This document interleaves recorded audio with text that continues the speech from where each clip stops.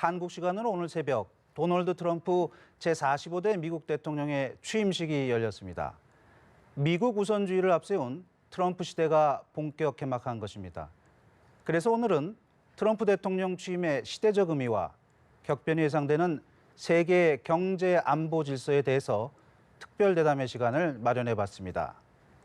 스튜디오에 세 분의 전문가 나오셨습니다. 제 왼편으로 외교부 장관을 지내신 유명한 세종대 이사장님, 제 오른편으로 권병현 주 중국 대사님, 그리고 김태현 중앙대 교수님 함께 자리하셨습니다. 권병현 전 대사님께서는 오늘 새벽에 취임사까지 직접 보셨다고 그랬는데 각자 보신 느낌과 감상이 있었을 텐데요. 그중에서도 오늘 내가 이걸 눈여겨봤다 하는 부분이 있으면 우리 유 장관님부터 먼저 말씀해 주시겠습니까? 네, 우선 제일 충격적으로 들리는 것이 상당히 이 파퓰리스트적인 그런 연설이었다고 저는 생각합니다. 우선 국내적으로는 워싱턴 중심의 정치를 확 바꾸겠다. 진정한 변화를 가져오겠다는 거. 두 번째 메시지는 아까도 말씀드렸지만 아메리카 퍼스트, 미국 우선주의. 그 얘기는 대외적으로 보면 보호무역주의를 캠페인 당시에 하는 것까지는 우리가 이해를 했는데 취임사에서까지 그렇게 보호무역주의에 대해서 상당히 강하게 연설을 하는 것을 보고 상당히 좀 충격적으로 좀 받아들였습니다. 예, 좀 부정적인 반응이신데요. 권병현 대사님은 어떻게 보셨습니까? 예년의 취임사하고 많이 달라요. 특히 제가 주의한 거는 미국 제1주의 또 미국 우선주의라는 거는 국내적으로는 이해가 가는데 미국이라는 게 뭡니까? 2차 대전 후에 세계 질서를 주도해온 그 소위 팍스 아메리카나의 주역이거든요. 그렇다면 전 세계가 따라가고 세계 질서를 어떻게 해야 되느냐 하는 데 대한 확실한 가이드라인을 줘야 되는데 이건 신고립주의, 미국 외교 정책이 대외적인 인게이지먼트에서 또 아이솔레이션에 고립주의로 이제 왔다 갔다 하고 있는데 이 2차 대전 이후에 미국에 의한 세계 평화, 세계 질서를 이끌고 오다가 트럼프가 와서 이제 국내 위주로 가면서 새로운 고립주의로 가는 게 아닌가. 그렇다면 이건 우리한테도 상당히 영향이 있겠구나 하는 걸 저는 봤습니다. 예, 역시 부정적인 말씀을 해주셨습니다. 저는 개인적으로 상당히 쉬운 영어를 써서 사전에 의존하지 않고 거의 한 20분 정도의 문장을 읽었던 것 같은데요. 김 교수님은 어떻게 보셨습니까? 저도 부정적인 말씀을 드릴 수밖에 없을 것 같은데요. 그렇습니까? 키워드가 아메리카 퍼스트 했지 않습니까? 그걸 우리 굳이 이제 번역을 하면 미국 우선주의 이렇게 하고 있는데 제가 읽기로는 아메리카 올리라고 읽었습니다. 그러니까 미국 단일주의랄까요? 미국 유일주의랄까요? 이런 메시지가 굉장히 강한 것 같아요. 퍼스트라고 그러면 세컨드, 서드도 있는 법이니까 둘째, 셋째도 있는데 여기는 둘째, 셋째는 없고 아예 미국만 있는 것 같은 느낌을 받았고요. 그다음에 사실 우리 대사님께서 말씀하셨지만 미국의 외교 정책 전통이 고립주의하고 국제주의를 이제 왔다 갔다 해왔거든요. 이제 뭐 2차 대전 이후에는 고립주의는 별로 없었습니다만은 고립주의 성향이 강한 데다가 그 외에 또 미국의 대외적 성향 중에 하나가 미국이 앞서 나가고 다른 사람은 그냥 나가는 그런 식의 유니래터럴리즘, 이게 일방주의가 하나 있었는데 그다음에 혹은 국제기구로 활용하는 그런 다자주의도 있지 않습니까? 이거는 일방주의죠. 그러니까 고립주의하고 일방주의가 맞물려 가고 있는 그런 거라고 생각합니다. 그러니까 우선 미국만 챙기고 필요하다 그러면 다른 나라 같이 가겠지만 그러나 미국이 주도하겠다. 다른 나라의 눈치를 보지 않겠다. 이런 식의 메시지가 아주 강하게 나타나는 걸로 읽었습니다. 그러게 맞습니다. 저도 중국의 뭐 도광양해처럼 은밀하게 위대하게 됐으면 좋았을 뻔했는데 첫 일성부터 좀 시끄럽게 위대하게 가겠다 이런 느낌을 좀 받았습니다.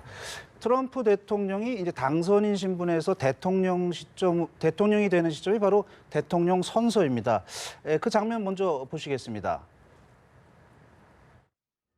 Please raise your right hand and repeat after me. I, Donald John Trump, do solemnly swear.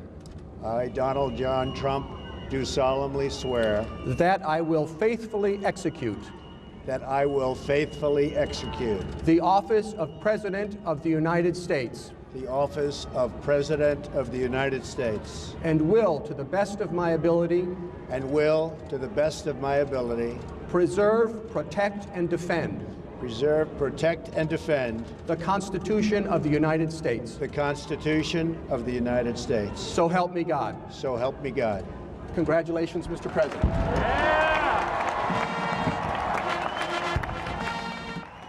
예, 저렇게 해서 이제 대통령이 됐는데요. 김 교수님, 그 대법원장이 이제 선창을 해서 네. 대통령이 선서에 따라서 하고 그래서 이제 비로소 대통령이 되는 저런 전통. 예. 그리고 아까 보셨을지 모르겠지만 성경의 손을 좀 얹고 하지 않았습니까? 예, 그렇습니다. 예. 그런 전통에 대해서 좀 설명해 주시겠어요? 이게 우리나라 같은 경우는 헌법 69조에 아예 명기가 되어 있지 않습니까? 대통령 취임 선서가. 그러니까 나는 헌법을 준수하고 국가를 보호해야 하며 조국의 평화적 통일과 국민의 자유와 복리 증진 및 문제법원 창달에 노력하여 대통령의 직책을 성실히 수행할 것을 국민의 엄숙히 선사합니다. 미국은 이제 역사가 한 240년 되니까 이제 이게 조금씩 진행이 변화가 되어 왔습니다. 그래서 지금 이제 굳혀졌는데 두 가지 오피스 오브 프레지던트 대통령의 직책을 성실하게 수행한다라는 측면 하나 있고 그다음에 헌법 우리나라 같은 경우 구체적으로 민족 조국 통일이라는 말이 있는데 여기서는 헌법이라고 포괄적으로 하면서 헌법을 프리저브 보존하고 그다음에 프로텍트 보호하고 디펜드 방어한다라는 식의 내용을 포괄적으로 이용을 하고 있습니다. 예. 그러게요. 근데 저는 좀 인상 깊게 봤던 게 한국은 이제 헌법을 준수하고 대통령이 약간 예. 수동적 느낌인데 미국은 상당히 능동적으로 헌법을 보존하고 보호하고 지킬 것 이런 게 있더라고요. 그래서 미국은 아무래도 이제 헌법적 가치를 굉장히 중요하게 생각한다고 봐야겠죠. 그렇죠. 예. 네. 우리는 헌법을 개정을 하지만 미국은 헌법을 어멘드한다고 그러지 않습니까? 아. 기존 그냥 두고 조금씩 더 추가해 나가는 식이지 아예 고치는 적은 아니니까. 예, 예. 그렇군요. 예. 아울러서 이번 그 대통령 취임 전에 지지율이 37%라는 것까지 나왔습니다. 그러니까 폭스뉴스가 18일까지 조사한 내용에 따르면 37%로 40%를 밑돌게 됐는데요. 폭스뉴스는 아무래도 이제 보수 성향의 매체니까 당연히 조사가 맞을 것 같고요. 예, 예, 근데 그렇습니다. 왜 이렇게 지금 트럼프 인기가 없는 건가요? 이게 워낙 이제 선거라는 게 분열적이니까 지지한 사람이 있고 지지하지 않은 사람도 있지 않습니까? 그래도 보통의 경우는 일단 뽑히고 나면 미우나 고우나 우리 대통령 이런 심리가 있습니다. 그래서 이제 심전까지 쭉 올라가게 돼 있거든요. 그러다 보니까 오바마 대통령이 소신종이긴 하지만 83% 올라가는 그런 식의 기록이 있었고 이걸 그래가서 한 3개월 동안 유지가 됩니다. 그걸 갖다가 이제 소위 미롤 효과, 신원 효과, 허니문 디펙트라고 그러기도 하는데 이분 같은 게 전혀 오르질 않았어요. 그러니까 워낙 좀 좋아하기 어려운 측면이 있지 않습니까? 그러니까 선거 때도 선거 직전에 그 성추문 발언이 나는 바람에 공화당 지지자들조차도 지지를 포기하는 그런 일도 있었고 이번에 또 앞에서도 이번에 그 존 루이스 저 하원 의원에 대해서 비난한 트위터를 쓰고 하니까 글쎄 스스로를 골수 지지자들에 의존을 했지만은 그러나 포괄적으로 지지를 동원하려는 노력은 말로는 하는데 행동을 못 하고 있는 것 같습니다. 그래서 TV 어저께 CNN 생중계를 보니까 조금 한산하더라고요. 그리고 대부분 거기 나온 환영 군중들이 백인 위주로 네. 약 90%가 다 백인들 뿐이고 이 소수민족 흑인 이런 사람들이 별로 안 나온 곳으로 이렇게 분석이 되고 있더라고요.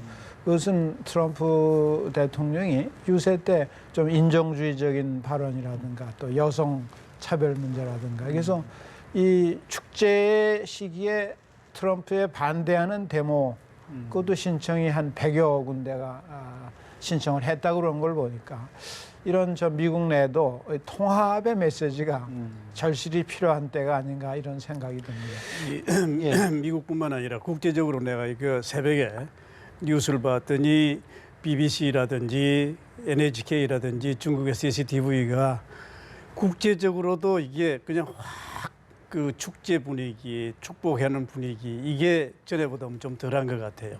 우려하는 목소리. 예, 예. 국내적인 뿐만 아니라 국제적인 면도 있는 것 같습니다. 그렇죠. 예, 예. 말씀이 시작된 김에요. 네. 이번에 취임사를 보면은 특정 국가를 거론한 건 전혀 없더라고요. 보니까. 예. 그런데 그 전에 후보 캠페인 시절부터 당선인 시절까지 트럼프 대통령의 일관되게 중국 때리기를 했습니다. 네. 도대체 왜 중국을 트럼프는 글쎄요. 겨냥해서 그런 적대감을 표시하는 겁니까? 그분의 성향이 아무래도 비즈니스고 또 국내 위주고 또 새로운 이스태블리시먼트에 대해서 새로운 지지층을 확보해야 되고 하는 것은 이해가 되지만은 국제적으로 볼 때는 사실은 어느 국가든지 간에 예컨대 지금 중국이 G2까지 올라왔지 않습니까? 그러면 물론 경쟁적인 면이 확실하게 있는 거죠. 그렇지만 협력적인 면이 양면이 다 있는 거거든요. 근데 제가 보기에는 트럼프는 이 국내 지지 기반에 대한 일자리 뺏긴다, 뭐 수출도 적자다, 이 모든 면을 갖다가 이 국내에다 맞춰가지고 경쟁에다 맞추고 협조라는 면을 좀 소홀히 하고 있는 것 같아요. 네. 이제 국제적으로 말하면 이제는 미국뿐만 아니라 미국 혼자가 아니라 G2를 포함한 G7, 8라든지 또는 모든 다른 국가하고의 협력을 다 집결시켜 가지고 국제 새로운 질서를 만들어 나가는 게 미국의 역할인데 아마 그거는 또 앞으로 트럼프가 더 많은 시간과 경험을 통해서 획득해 나가겠죠. 알겠습니다. 정학께서는 이제 과거 장관 재직 시절에 이제 미국과 중국도 많이 상대해 보셨을 텐데요. 네. 지금 미국 입장에서 이제 환율 전쟁도 불사하겠다, 무역 전쟁도 불사하겠다 이런 지금 관측이 나오지 않습니까? 환율 네, 조작국 그렇습니다. 같은 걸 통해서 예, 그렇습니다. 도대체 이게 가능한 일입니까? 그것은 과거에 85년인가요? 그 플라자 합의를 연상을 시키죠. 왜냐하면 지금 미국이 이 여러 가지 그 무역 적자 또 자유무역 그 글로벌라이제이션 세계화를 하다 보니까 미국의 일자리가 다 외국에 뺏겼다. 이런 논리를 주장하다 보면은 그럼 왜 그렇게 무역 적자가 생겼냐?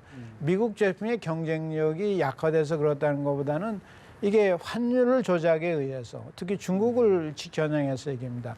수출을 증대하기 위해서 유엔화를 너무 저평가해서 수출만 장려해가지고 이렇게 미국하고 중국의 무역자가 확대됐다.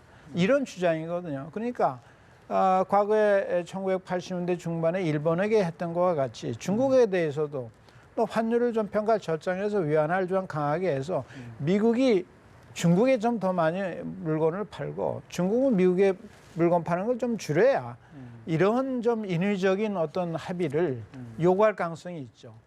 중국이 그게 응하지 않는다면 아예 환율 조작국으로 지정을 해가지고 여러 가지 보복을 할 수 있는 거거든요.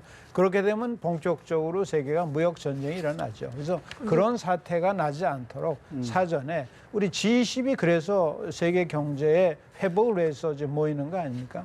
그런 걸 통해서 그것이 조정이 돼야 한다고 생각합니다. 그런데 이를테면 미국이 자급자족을 할 수가 없는 거 아닙니까? 이를테면 그 사람들이 퀘이커 교도가 아닌 바에야 다 수입을 해야 하는데 제가 일전에 텔레비전에서 본 적이 있었지만 중국 제품을 안 써보고 살아보기가 굉장히 어렵다고 그러더라고요, 미국 내에서. 근데 그런 값싼 제품까지도 안 들여온다?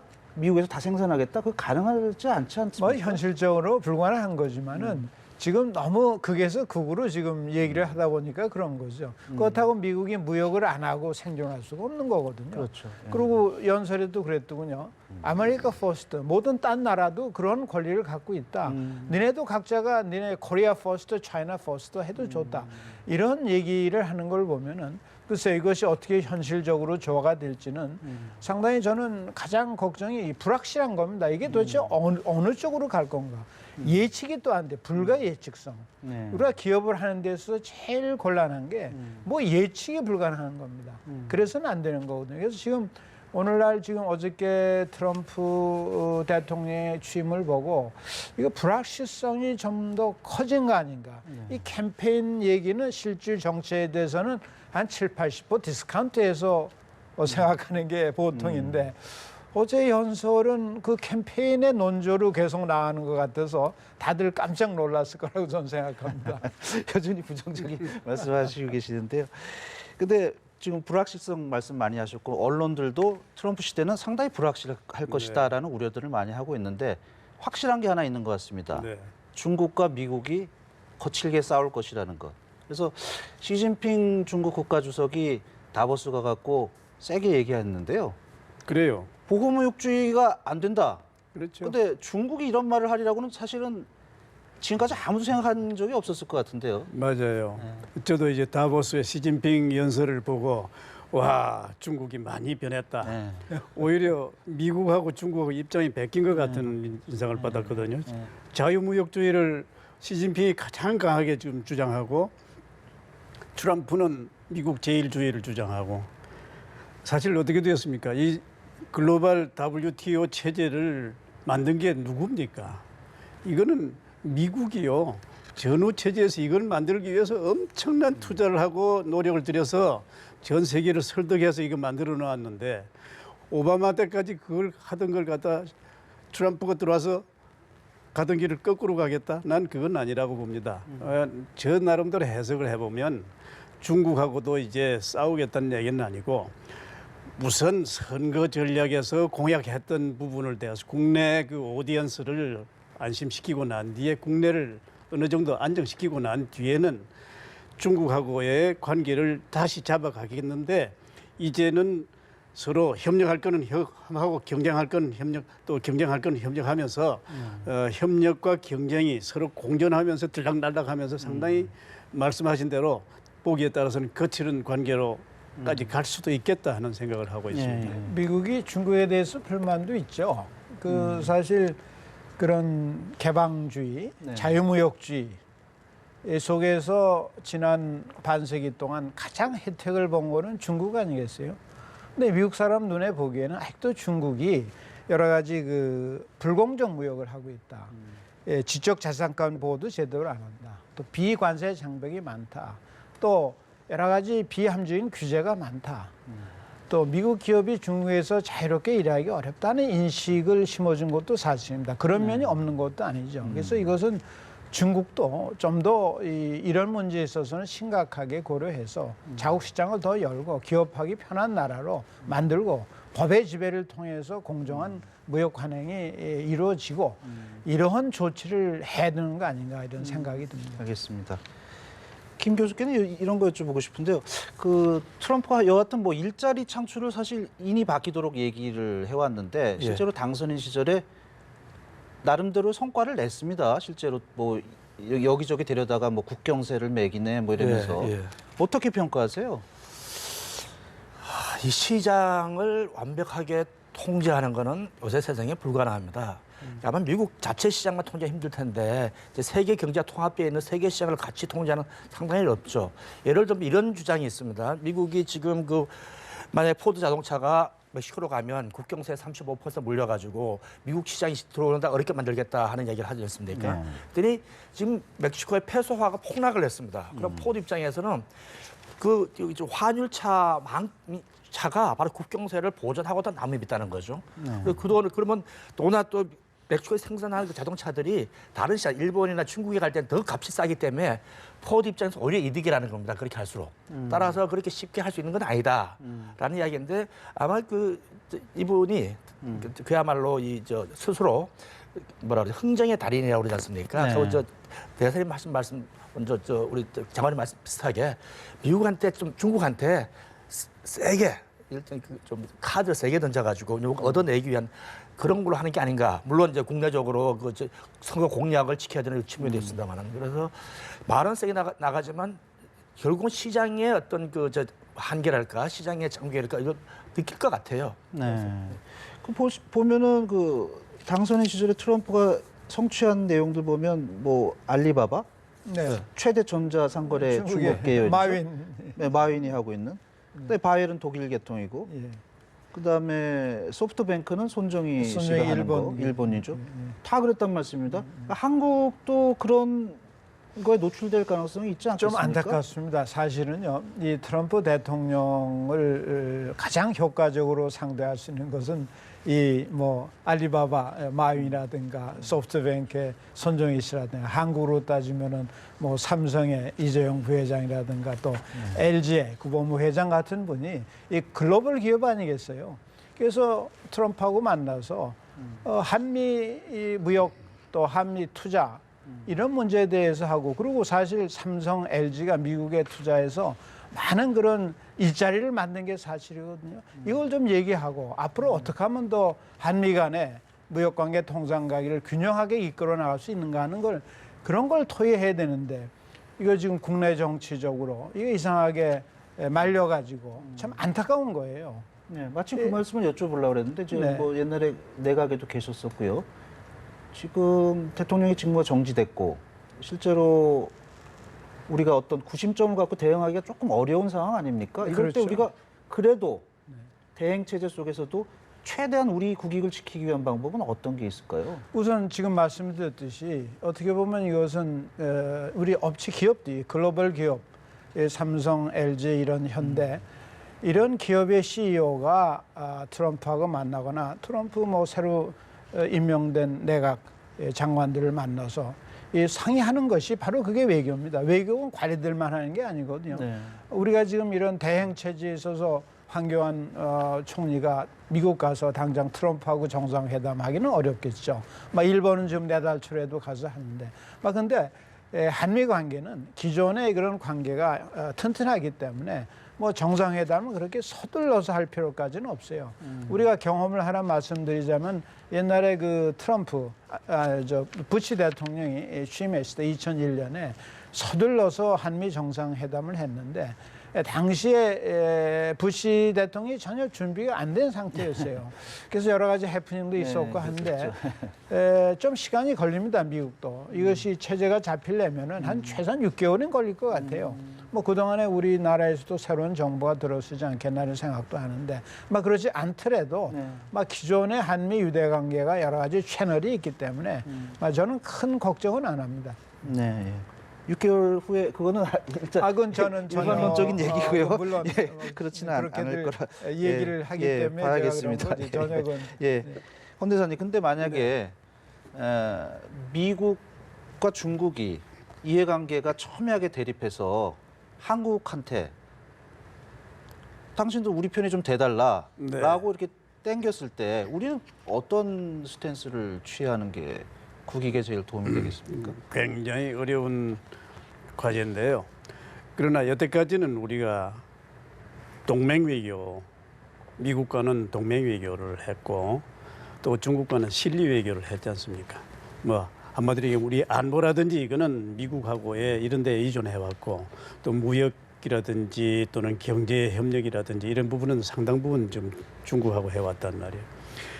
이게 이제 트럼프 외교 정책이 이걸 포용으로 해가지고 다 감싸고 나가면 우리는 별 큰 문제가 없는 건데, 오케이 양단 해가지고 동맹 외교냐 실리 외교냐 택일해라 할 때 우리는 어떻게 해야 되느냐 참 어려운 문제거든요.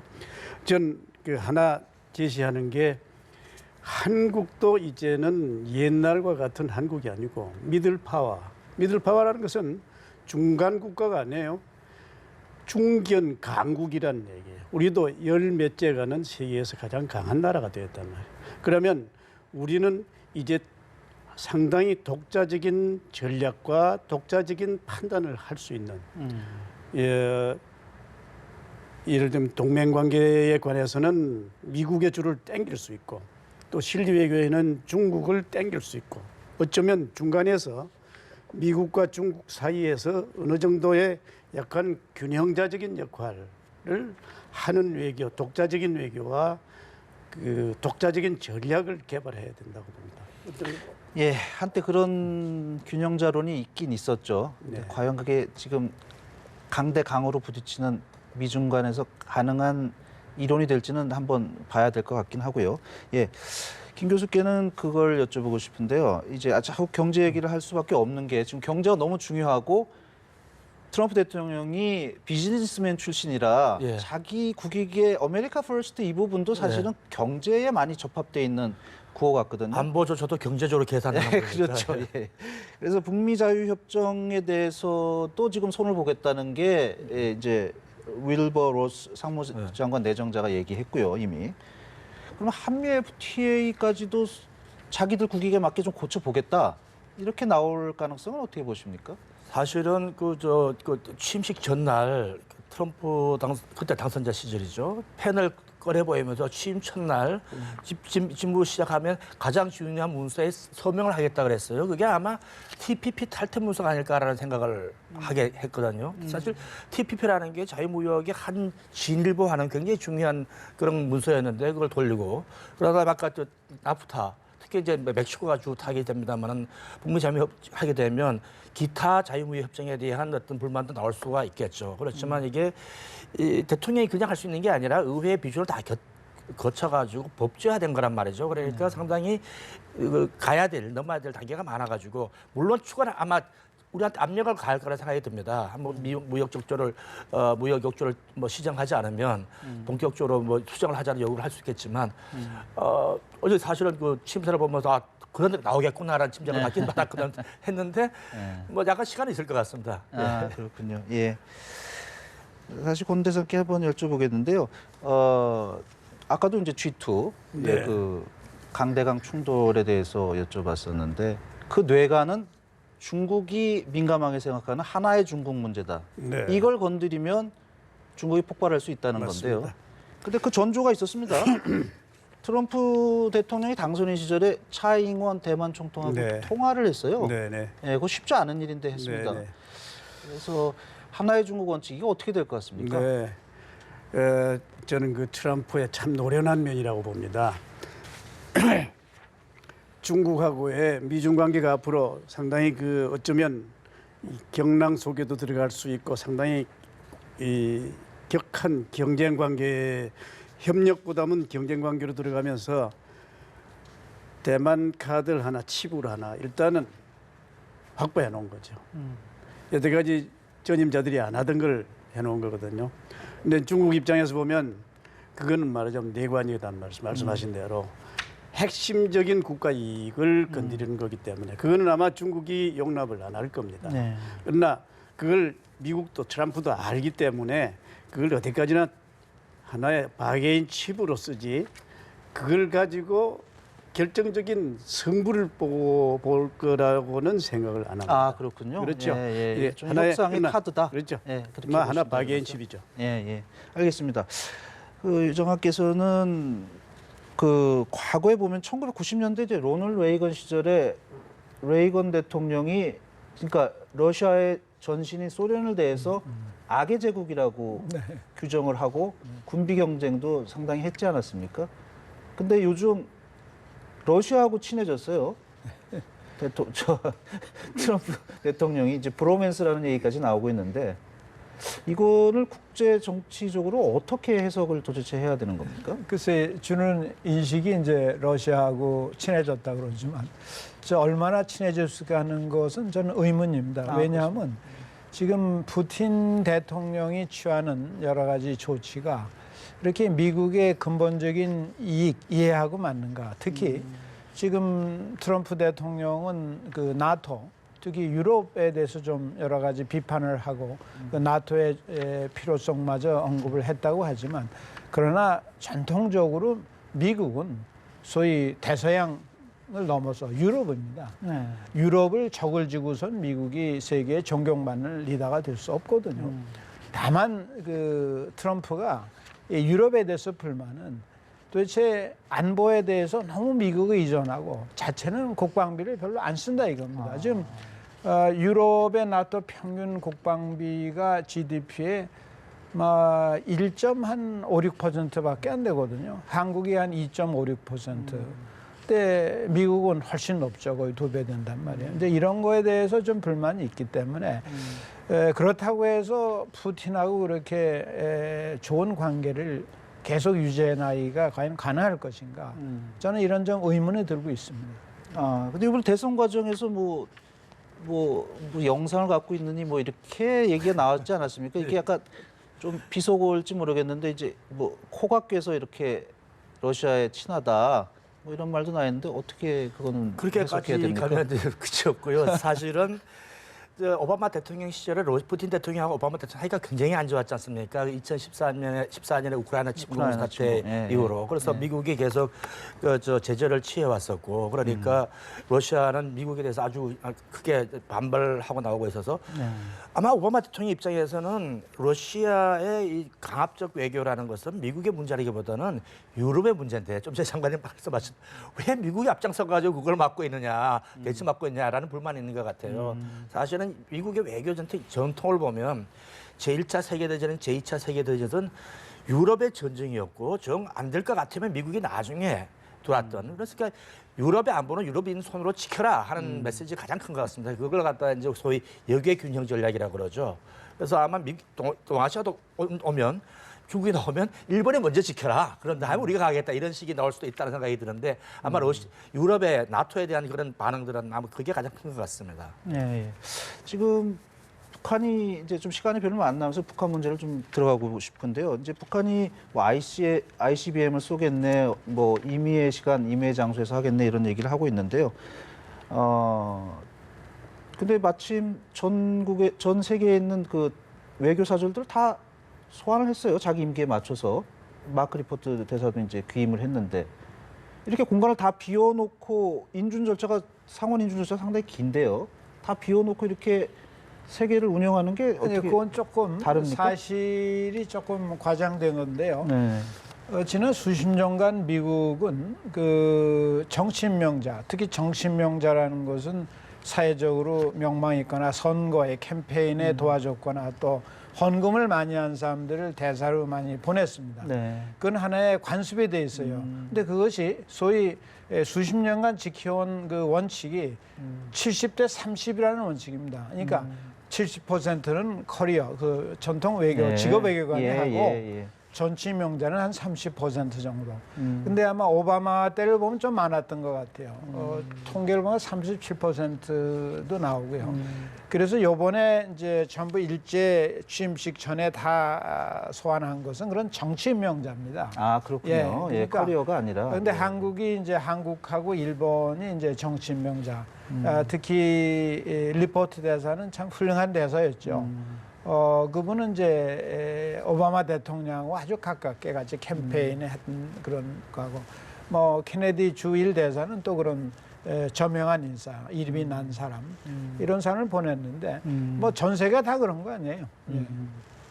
근데 마침 이제 우리나라가 어저께부터 미국하고 일본하고 함께해서 그 ICBM이 이제 쐈을 때 탄도미사일 쐈을 때 추적하는 그런 경보 훈련을 시작했는데요. 이지스함을 다 동원해서 한미일 예. 3국이 예. 해상에서 훈련을 했죠. 그건 과거에도 했습니다. 예. 그래서 과거에도 했던 예. 훈련입니까? 예. 근데 이제 그만큼 지금 정권 이양기의 도발 가능성을 염두에 두고 시기적으로 했다 이렇게 판단이 되겠습니까? 예, 그렇습니다. 왜냐하면 연초에 김정은의 신년사에서 그 대륙간 탄도 미사일을 개발이 마감 단계에 있다 그러고 또 한쪽에서는 언제든지 쏠 준비가 돼 있다고 북한에서 이렇게 얘기를 하니까 한국, 일본, 미국, 삼국은 거기에 대해서 대응하는 훈련을 안 할 수 없죠. 우선 책임이 김정은에 있는 거죠, 우선. 그래서 이 문제는 상당히 민감한 문제입니다. 만약에 김정은이 오판을 해서 뭐 장거리 미사일 쏜다거나 6차 핵시험을 하게 되면 상당히 미국의 반응이 상당히 거칠어질 겁니다. 그래서 김정은도 아마 이런 움직임을 예의주시하고 있겠죠. 네. 저 개인적으로는 그렇게 막 감히 도발을 할 것이냐 하는 생각도 합니다만은 원래 김정은은 예측하기 어려운 예. 뭐 우리가 트럼프 대통령을 얘기하면서 불가 예측성, 불확실성을 얘기했는데 김정은 체제도 상당히 그런 불가 예측성이 높기 때문에 사실 좀 걱정이 되고 있습니다. 예. 그래도 미국에서 트럼프 대통령의 인기가 없지만 그래도 제임스 매티스 국방장관하고 존 켈리 국토안보부 장관 안보나 이제 국방에 관련한 장관들의 상원 인준은 통과시켜 줬더라고요. 조금 전에. 네. 그러니까 그런 거는 상당히 유의미한 일인 것 같습니다. 그런데 이 힘에 의한 평화를 추구하는 과정에서 만약에 그 북한이 탄도미사일을 쐈을 경우에 네. 중국은 어떻게 반응을 하고 나올 것 같습니까? 이제 트럼프하고 사이가 지금 안 좋아졌는데 그래 우리는 뭐 별로 도와주고 싶지 않다 뭐 이렇게 나올 수도 있지 않을까요? 그 점은 명백합니다. 예, 중국하고 우리가 또 북한 문제에 대해서 때로는 우리가 좀 약간 그 정도의 차이가 있는데요. 있겠지만은 핵을 반대한다는 입장에 대해서는 중국이나 우리나 확고한 입장을 견지하고 있거든요. 그건 일관성 있는 견지죠. 뿐만 아니라 탄도미사일이라든지 핵 운반수단에 관해서도 명확한 그런 반대 입장이거든요. 이제 문제는 뭐냐면 이제 미국의 이제 제임스 매티스 국방장관을 비롯해서 안보 라인이 들어왔지 않습니까? 그렇죠. 그럼 안보 국방 라인이 이제 들어왔는데 이 한편으로는 이 군사력을 가지고 견제를 해야 되는 거고 다른 한편으로는 외교력을 가지고 군사력을 사용하기 전에 모든 것을 외교적으로 해결하는 것이 가장 최우선의 하나의 그 안보 전략이거든요. 네, 물론이겠죠. 네. 그렇기 때문에 이 군사와 외교 라인이 균형된 하나의 어떻게 조화된 또 그런 의미에서는 미국뿐만 아니라 중국과 한국이 북한의 핵 문제나 탄도미사일 문제에 대해서는 일관된 확고한 같은 입장을 가지고 있기 때문에 이 군사와 외교가 잘 조화된 하나의 소위 말하자면 컨서티드된 서로 잘 조화된 정책을 어떻게 이끌어내느냐 하는 게 앞으로 문제일 것 같습니다. 알겠습니다. 김 교수께는 그 미국과 중국이 한반도에서 충돌할 수 있는 현안이 사드거든요, 사실은. 예, 현재로는 그렇습니다. 예, 중국의 반발이 상당히 거세지 않습니까? 근데 사드 배치에 대한 미국의 입장은 특별히 정권이 바뀌어도 변하지 않을 것 같아요. 예. 전망 어떻게 하시게 됐습니까? 상당히 그 참 어려운 우리나라의 지금 가장 큰 어려운 외교적 현안이라고 보이는데요. 사실은 사드는 우리 한미 양국에서는 이 북한의 위협에 대해서 우리 남한 지키거나 주한미군을 보호한다는 차원이었는데 중국은 그걸 정확히 중국 자체에 대한 미국의 견제의 일환으로 이해를 했기 때문에 이런 문제가 생기는 거거든요. 근데 이제 만약에 통상 문제를 비롯해서 대만 문제를 비롯해서 미중 사이의 관계가 더 악화되면 중국의 입장에서 사드 문제를 그런 각도에서 전략적 각도에서 해석할 가능성이 더욱더 높아지게 될 겁니다. 그러면 이 문제는 상당히 어려운 측면이 있는데 특히 이제 사드 문제가 어려운 거는 중국의 시진핑 주석이 직접 언급을 했기 때문에 그런 건 아니겠습니까? 그렇기 때문에 우리 누가 그때 시진핑 대주석 같이 강한 성격 강한 분의 성격을 바꾸기 참 힘들 거예요. 그래서 이거는 정상 차원에서밖에 풀 수 없다는 생각이 드는데 우리는 지금 저 대통령께서 지금 거의 뭐 일을 못하신 상황이니까 상당히 어려운 상당한 동안 될 것 같고 이거는 결국 또 미국하고 같이 풀어나가자는 생각이 듭니다. 미국의 문제가 있으니까. 어떠십니까? 사드 배치 같은 경우 우리가 전작권 같은 경우도 좀 연기했던 그 선례가 있지 않습니까? 그리고 이 문제는 좀 원칙적인 문제를 몇 가지를 염두에 두고 토론을 해야 되는데요. 사드는 저는 그 전략적인 균형을 붕괴하는 소위 미사일 디펜스, MD와 같은 건 아니에요. 사드는 지역적인 방어를 위한 하나의 무기이기 때문에 그 성격 자체가 미중 간에 전략적 균형을 깨트리는 거라고는 보지 않습니다. 전략적 균형을 깨트리는 거로 지금 중국은 생각하고 문제를 제기하면 그건 미중 간의 전략적인 협상을 통해서 해결해야 됩니다. 우리를 가운데 두고 서로 양쪽 팔다리를 잡아당겨서는 안 돼요. 두 번째는 이것은 사드에 우리가 생각하는 것. 무슨 사드가 무슨 뭐 효력이 있다 없다 뭘 이 차원이 아니고 사드는 미국이 자기네 돈으로 자기 예산으로 자기네 기지에 우선적으로 한국도 보호하는 거지만 물론 주한미군의 걱정에 대해서 배치하는 거거든요. 그래서 스케페로티 전 주한미 사령관이 이 문제를 제기한 겁니다. 주한미군을 우선 보호해야 유사시에 중원군이 올 수 있고 또 항만을 보호하고 또 중요한 한국의 시설도 하고 그래서 이것이 필요하다고 한 거기 때문에 우리가 돈 주고 사는 거라면 그 사드가 효용이 있다 없다 뭐 사야 되냐 말 되냐 이렇게 얘기할 수 있죠.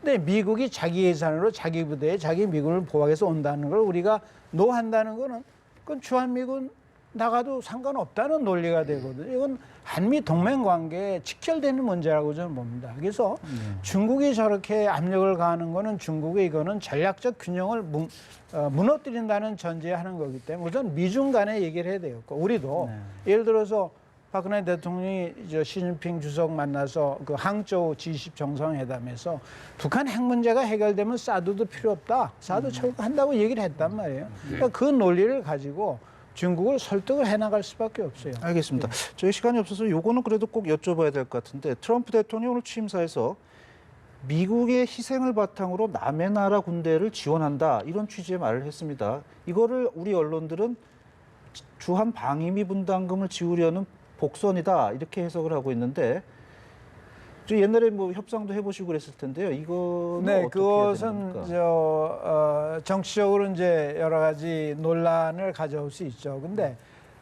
캠페인 그 선거 운동 때도 그 얘기를 했죠. 그래서 저는 미국이 방위비 분담 문제를 우리에게 제기해올 가능성은 매우 높다고 생각합니다. 그럼 그럴 때 우리가 어떻게 대응하냐 하는 논리는 충분히 있어요. 우리가 벌써 주한 미군 비용의 한 절반을 대고 있고 또 우리가 계상을 안 한 것은 기지, 우리는 국유지이기 때문에 그 임대료를 안 줍니다. 일본은 그 임대료에 주기 때문에 더 수치가 올라가는 거고.